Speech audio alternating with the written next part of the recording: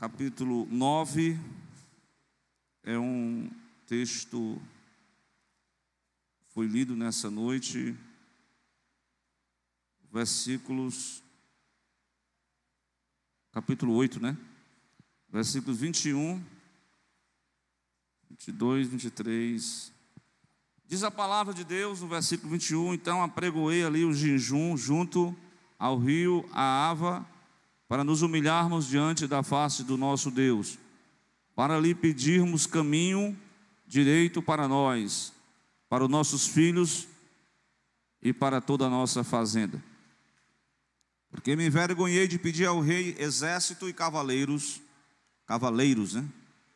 Para nos defenderem do inimigo no caminho, porquanto tinha falado do rei, dizendo: a mão do nosso Deus é sobre todos os que o buscam, para o bem, mas a sua força e a sua ira sobre todos os que o deixam. Nós, pois, jejuamos e pedimos isso ao Senhor, o nosso Deus, e o Senhor moveu-se pelas nossas orações. Glória a Deus. Até o versículo lá que tu meditou, né? Quando o povo de Deus ora, né? Então, irmãos, essa mensagem, eu li os 3 livros, podemos dizer, históricos, desde Esdras, Neemias e Esther. Me veio agora, assim, que eu pensando nesse dia, todos os 3 livros, ele fala, por exemplo, Esdras, ele fala desse jejum aqui, durante uns 3 dias que ele esteve ali acampado junto ao rio Ahava, né? No livro de Neemias fez assim um propósito com Deus, não sei quantos dias foram, o irmão Mário Igor está mais atenado aí, que ele ficou como copeiro, e ele soube da notícia do povo, e ele orou, jejuou, tipo uma jornada de jejum e oração, 3 meses. Mas o outro livro que eu li, muito empolgante, viu? Esther Hadas, livro de Esther. Meu amigo, o livro não fala do nome de Deus, mas eu vi ali um momento em que Deus usou o primo de Esther e diz: olha, se tu não fizer alguma coisa, o negócio vai chegar para ti também. 3 dias de jejum e oração. Irmão, 3 dias de jejum, um coração duro do rei amoleceu e ele estendeu o cetro de ouro em direção à sua mulher, depois de 30 dias sem convivência. Já pensou um negócio desse? Um casamento desse? É só naquele negócio de... mas pode ser que ainda tenha hoje casais que fiquem 30 dias incomunicáveis, a não ser que o homem viaje, né? Mas é um negócio assim. Mas ele, 3 dias de jejum fez ele estender o cetro de ouro, e ele diz: eu te dou até a metade do meu reino, se tu quiser. Caiu nas graças de Esther. O que não faz a oração e o jejum, né? Foi assim? Mas eu quero me deter nesta passagem que vai falar sobre jejum e oração, que são ferramentas úteis para alcançar êxito na jornada. Repito, jejum e oração são ferramentas úteis para alcançar êxito na jornada. Eu falar de jornada porque depois desses 3 dias que eles estiveram junto ao rio Ahava, lá em Babilônia, o percurso que eles iriam percorrer, se fosse tipo assim no avião, mas naquele tempo não tinha avião, os transportes eram camelo, e tinha obstáculos, mais de 800 quilômetros, muito mais. E o tempo do percurso, foi mais de 800 quilômetros, e o tempo do percurso dessa jornada foi em torno de quase 4 meses. Certo? Quero dizer que eu tenho ministrado aqui sobre os inimigos da igreja durante 4 doutrinas que me antecederam. E eu não poderia fugir desse tema da batalha espiritual, da guerra espiritual. Porque é uma espécie de jornada. Eu lembro-me agora de uma série de mensagens que eu estive ministrando naquela congregação a qual fiz parte. Do Salmo 120 até o Salmo de número 134. São os salmos de ramagem, o salmo dos peregrinos. Os salmos que os peregrinos entoavam na peregrinação, na jornada em direção à cidade que cidade é essa que eles estavam entoando? Eles estavam indo, caminhando? Cidade de Jerusalém. Glória a Deus. Então, glória a Deus. Os irmãos ajudem ali o Joaquim ali, que ele não vai conseguir subir ali não, viu? Glória a Deus.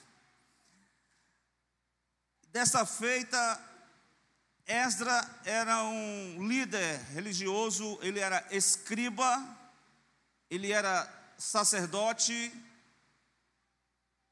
ele tinha também acesso a ser uma espécie de conselheiro do rei Artaxerxes, ao ponto de ele cair nas graças do rei Artaxerxes, porque veja bem, o antigo império babilônico, eles restringiam as pessoas dentro das suas religiões. Era uma espécie de um governo assim que queria se meter até na religião das pessoas. Eu me lembrei dos jovens, viu, gente? O inimigo é tão sujo, irmãos, que os 4 jovens foram fazer uma espécie de, eles foram fazer como se fosse hoje um curso superior, está entendendo? Viu, Stephanie? Você sabe quem são esses 4 jovens, né? O negócio foi tão cruel que eles fizeram assim, eu vou mudar até o nome de Deus, para eles nem se lembrar do Deus dele. Daniel, Beltesazar, Ananias, Azarias, Misael, Abednego, só nome invocando os deuses de Babilônia. Mas esses jovens foram tão assim, dispostos a não trocar a identidade dele com Deus, que eles, embora com o nome pagão, mas o coração dele era crente em Jesus. Glória a Deus. É difícil ser crente na Babilônia? É ou não é difícil? Irmão, nós estamos dentro da Babilônia. As nossas escolas nossa sociedade é uma Babilônia, sinceramente, cheio de concessões, cheio de pecados, de liberalismos. Mas você é servo de Deus, você tem um compromisso com Deus, você deve, interessante, fazer essa jornada, essa decisão, porque depois Deus disse: sai dela, povo meu, sai de Babilônia, não se embriague com o vinho de Babilônia, não coma dos manjares de Babilônia. Glória a Deus. Então,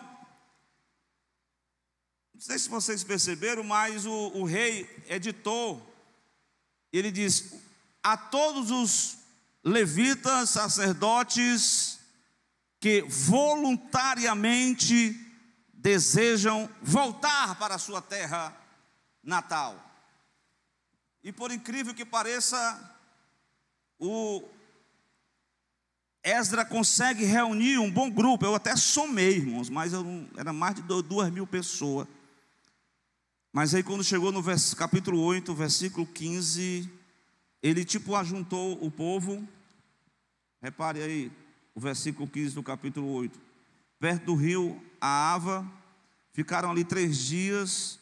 Então ele começou a verificar as pessoas que estavam com ele, porque ele precisava a missão de Esdras, irmão Mário Igor, qual era a missão de Esdras? Você sabe qual era a missão de Esdras? O templo já estava construído, através de Josué e Zorobabel, na primeira leva, foram conseguidos, dos capítulos 1 até os 6, o templo foi levantado.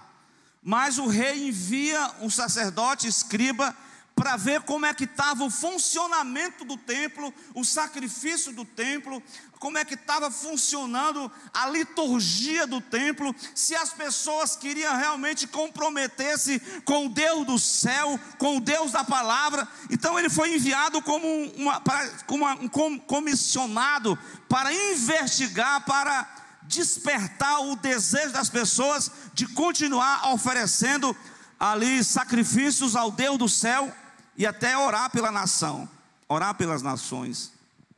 Então ele vai dar uma olhadinha e ele vai perceber as pessoas e observa no versículo 17 que estava faltando levitas. Não tinha levitas, só tinha um sacerdote. E aí, eu posso dizer, foi o início do preparativo para começar a jornada da Babilônia. Esdras sentiu a ausência, percebeu a ausência de levitas para ministrar. Interessante que nos primeira leva, havia pelo menos 4 tipos de classes. Parece que eram os sacerdotes, os levitas, 5, os sacerdotes, levitas, cantores, ainda tinha um grupo lá, que eu posso dizer aqui, irmãos, o nome deles é tipo uns servos. Eles são chamados na Bíblia aqui, que eu vou citar para os irmãos, é como servos que iriam cumprir uma missão, a missão mais simples. Glória a Deus. E aqui eu vou ao capítulo 8, o versículo de número 17. E dei-lhes mandado para ir do chefe no lugar de Cassífia, e lhe pus palavras na boca para dizer a Ido, seu irmão, e aos netineus. Essa palavra, netineus, era um grupo de pessoas que iriam ser encarregados de fazer a obra assim, geral, né? Do templo. Então, ele ainda consegue levar pelo menos um pequeno grupo de levitas, se não me falha a memória, foram 38 levitas, com mais de 220 cooperadores, para conduzirem-se até Jerusalém, e ali eles iriam, como eu anunciei, né, eles iam chegar lá naquela cidade e dar continuidade e restabelecer a adoração, o culto a Deus na cidade de Jerusalém. Glória a Deus. Então, dentro desses preparativos, eu começo falando que houve um início, né? Houve uma reunião, houve um alinhamento, porque assim, a gente precisa de saber entre nós quais são as pessoas que querem realmente trabalhar para Jesus. Você quer trabalhar para o reino de Deus? Glória a Deus. Você quer cooperar com a igreja de Deus aqui na terra? Você quer ser um netineu, um cooperador, pronto para qualquer obra, até para lavar o chão, para limpar o chão do templo. Glória a Deus. Até para atividades evangelísticas, missionárias, atividades de comunhão entre os irmãos, porque a ausência de pessoas, veja, quando falta levitas, não dá para ele dar continuidade à obra. Tem que ter levita, tem que ter cooperador, tem que ter pessoas para trabalhar. Já pensou, o irmão chegando aqui no culto, eu sei que Deus aqui pode fazer, mas não tem uma pessoa para ligar o som, não tem uma pessoa para tocar, não tem uma pessoa para cantar, não tem o nosso irmão para ministrar ali no computador, para facilitar os irmãos. Todos são serviços pequenos que interligam, que cooperam, que fazem o trabalho do Senhor. Então nós precisamos, no dizer de Jesus, não sei se vocês lembram daquela passagem que Jesus olhou para a multidão e ele viu, porque Jesus ele não parava, né? Até no momento que ele estava tentando descansar, ele tinha serviço mais na frente para fazer. Aí ele fez uma oração, no capítulo 9 de Mateus. Ele rogou ao Senhor da seara para quê? Para que Deus levantasse ceifeiros para a sua obra. Glória a Deus. Mas quem são os ceifeiros? São aqueles que usam paletó e gravata? Apenas? Mas esse aí faz parte da liturgia. Glória a Deus. Mas os ceifeiros são todos aqueles que entendem a necessidade de levar a palavra, de trabalhar pelo reino de Deus, de propagar as boas novas de Jesus e de espalhar a boa semente do Evangelho. Esses são os ceifeiros de Deus. Deus está dizendo assim: rogai ao Senhor da seara para que Ele possa levantar ceifeiros para a sua obra. Irmão, quando você começar a orar essa oração de Jesus, Deus dizendo: eu sou a resposta da minha oração. Eu sou um ceifeiro, você é um ceifeiro, você é um semeador das boas novas do Evangelho de Jesus. Glória a Deus. Nem que seja um folheto, nem que seja um convite. Esses três você vai escolher, você vai convidar o seu vizinho, você vai chamar uma pessoa, você vai falar de Jesus para ela. Glória a Deus. Pois bem, então dentro dessa viagem, dessa preparação, ele precisou de arrebanhar levitas para trabalhar, para ministrar na casa de Deus que estava em Jerusalém. Glória a Deus. Mas uma outra parte que faz parte dos preparativos para essa jornada é exatamente a nossa temática, jejum, que nós vamos ver no versículo 21 do capítulo de número 8 do livro de Esdras. Vocês vão ver o que diz o 21. Ele viu as pessoas, ele conseguiu os levitas, nem que seja de última hora, mas porque talvez os levitas, pensa aí, irmão Miqueias, o camarada se alojou num lugar, arrumou um emprego, já tem o seu próprio, os judeus, eles são muito assim, empreendedores. Você pode notar que onde eles chegam, eles têm aquela questão de economia, né, de contribuir, de prosperar financeiramente. Eles têm esse mistério.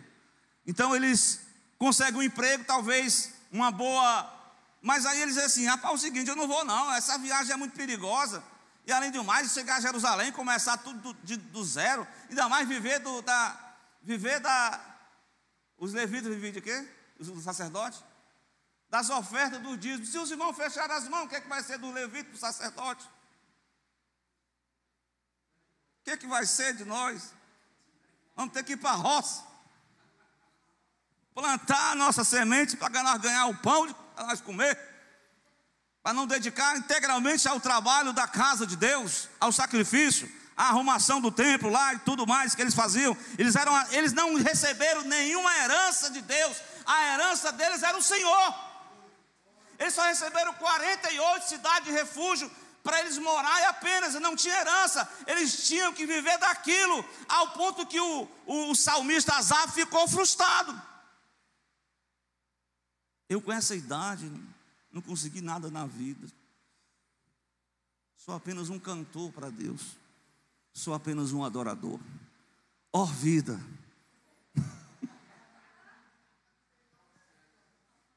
não vou dizer o resto. Aí Deus disse assim: olha, rapaz, eu vou te mostrar que tu é um adorador, rapaz, que vale a pena servir a mim no meu reino, na minha casa, rapaz. Glória a Deus. Para com essa lamúria, rapaz.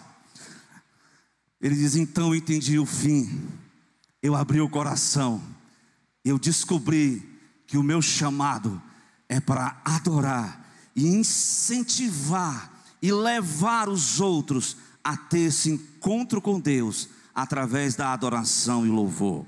Glória a Deus por isso. Glória a Deus. Mas ainda bem que apareceram voluntários para ajudar Esdras naquela caminhada. E agora ele vai propor, o versículo 21, apregoou ali um jejum junto ao rio Ahava. Para quê? Na verdade, o jejum, a prática do jejum está bem definida aí, ó. Nos humilharmos perante a face do nosso Deus. Toda vida que você propõe fazer uma jornada, um propósito de consagração, você está dizendo assim: para a comida, nem só de pão viverá o homem, mas toda palavra que sai da boca de Deus. Eu preciso e dependo de Deus. Eu preciso dele para viver. Glória a Deus. Então é como se colocando: bem-aventurados os pobres de espírito, porque dele é o reino dos céus. Em outras palavras, bem-aventurado o homem e a mulher que depende exclusivamente de Deus. Você está se colocando à disposição, você está se humilhando perante o Deus do céu. Foi isso que Esdras fez aqui nesse pedido. Ele conclamou todos a um jejum, aquele grupo de pessoas, no retorno a Jerusalém. E era uma forma de depender. Eu estou aqui, Senhor, estou dependendo de Ti. Mas eu posso dizer que esse jejum tinha um tríplice pedido, tinha 3 pedidos. Assim podemos dizer? Quais eram esses pedidos, Mário Igor? Primeiro, no versículo 21, pedindo caminho direito para nós. Esse caminho direito é uma boa viagem, proteção divina. Segundo pedido, ele também pedia para os nossos um caminho direito, uma boa viagem, uma boa proteção para os nossos filhos, para a família.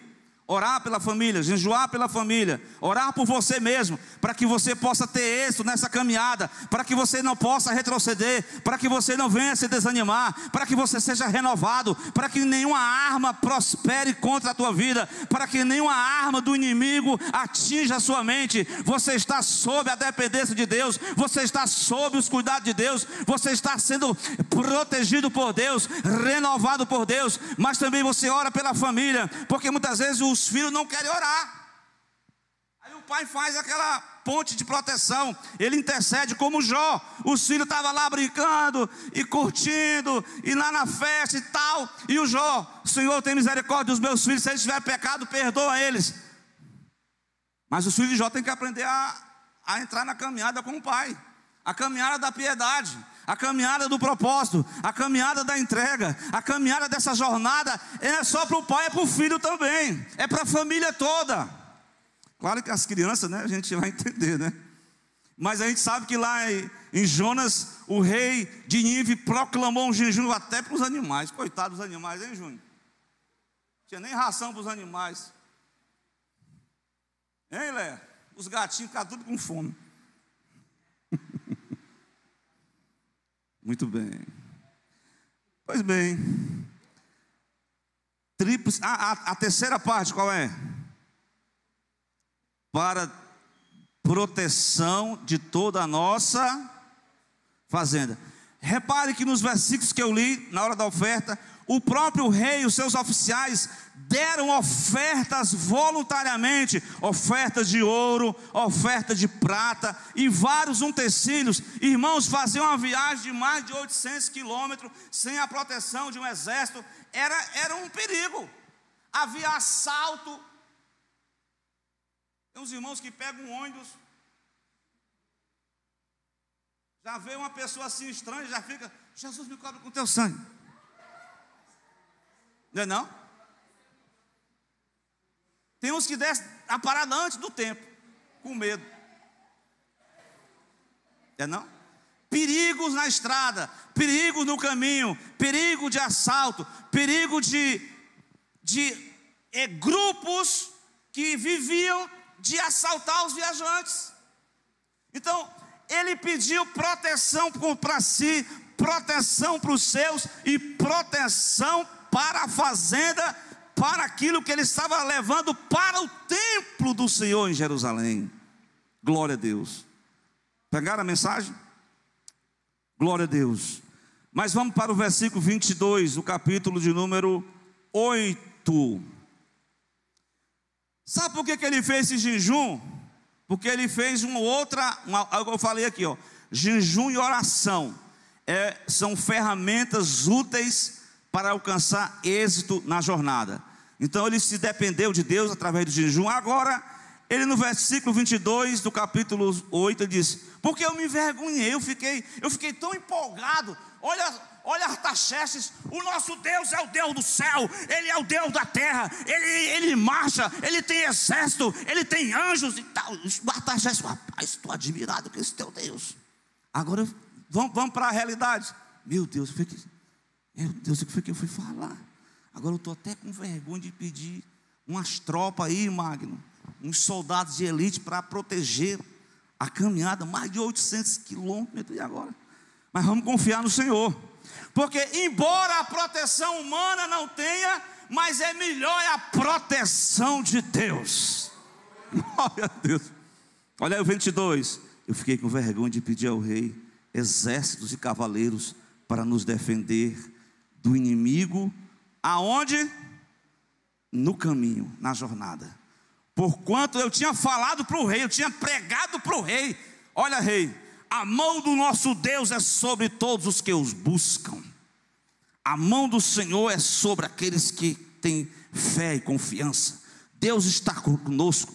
Eu posso dizer até como Paulo diz: se Deus é por nós, que será contra nós? Glória a Deus. E pode ter certeza, irmãos, um momento em que o adversário chegou para Deus e disse também, vou repetir aqui, o Jó, também o homem tem tudo. Irmão, um momento em que Deus disse: vai lá, porque Deus parece que tirou assim, permitiu, houve assalto, levaram os animais de Jó, e Jó ficou no prejuízo, perdeu a empresa, foi uma tribulação. Mas enquanto a proteção de Deus está acampado, a presença de Deus, os anjos de Deus, a proteção divina, meus irmãos, ele está dizendo assim: a mão do Senhor está sobre todos que o buscam, mas a sua força, o seu poder, a sua ira está sobre todos os que o deixam. Então quem está amparado debaixo da proteção de Deus, está humilhado, o Senhor acampa os seus anjos, onde o Senhor acampa ao redor daqueles que o temem, e os livra e os guarda de todo o mal. Você faz a oração lá dentro do ônibus, lá onde você for na sua caminhada: Senhor, tampa os olhos do inimigo, fecha os olhos do inimigo. O irmão contou até um testemunho que o ladrão foi roubar na parada do ônibus e roubou todo mundo, e ele ficou lá quietinho, parece que ele ficou invisível. Ó, daí ficou invisível. Ele contou aqui, eu estou só dando aqui a lembrança. O inimigo não viu o irmão Odaí. Parece aquele super-herói, né? Mas não, é o irmão Odaí mesmo. É o Espírito Santo na vida dele, que fez ele não ser notado. Então aquela tropa saiu caminhando e disse: a mão do Senhor está sobre nós, para proteger, para nos guardar, mas a sua força, a sua ira sobre todos que o deixam. Quem deixar o amparo de Deus, aí, meu amigo, pode esperar que é presa frágil para o adversário. Então esse é um preparativo, a oração, o jejum e a oração. Glória a Deus. Amém? Então eu quero dizer no versículo 22, que o pedido não foi ao rei Artaxerxes, como eu falei, mas foi ao próprio Deus.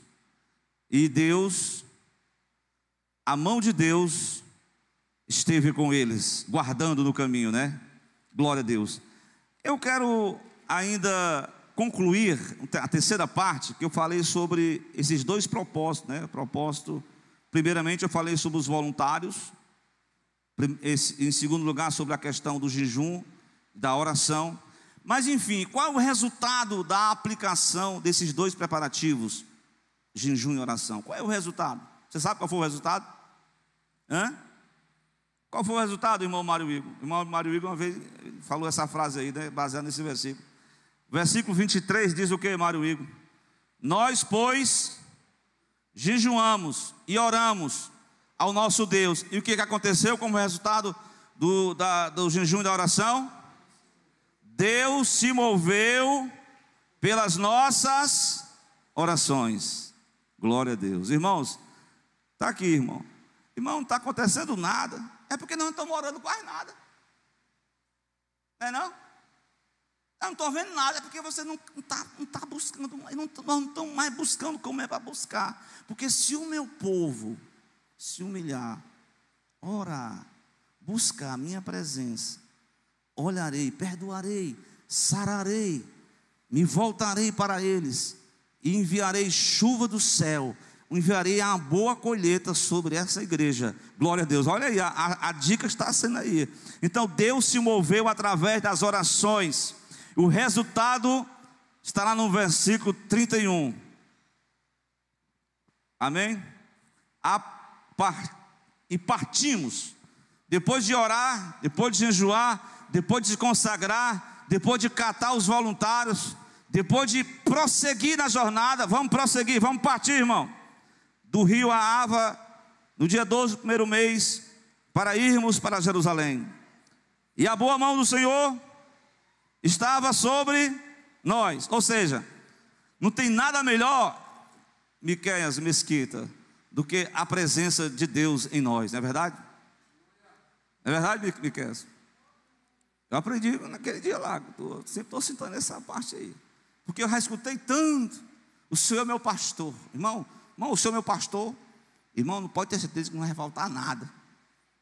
Irmão, pode até faltar, mas uma coisa que não vai faltar é a presença de Deus na tua vida.